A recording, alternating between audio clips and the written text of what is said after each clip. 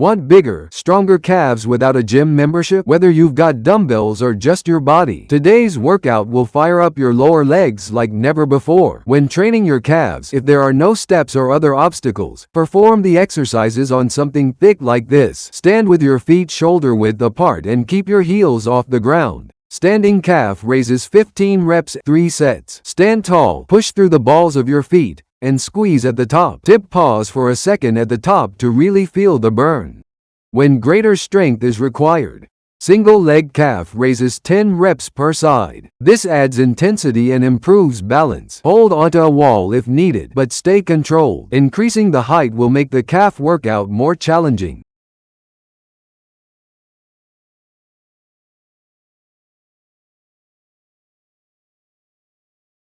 How to train your calves with dumbbells. Dumbbell standing calf raises 15 reps, 3 sets. Hold a dumbbell, keep your body stable, and lift. This adds resistance for more muscle growth when greater strength is required.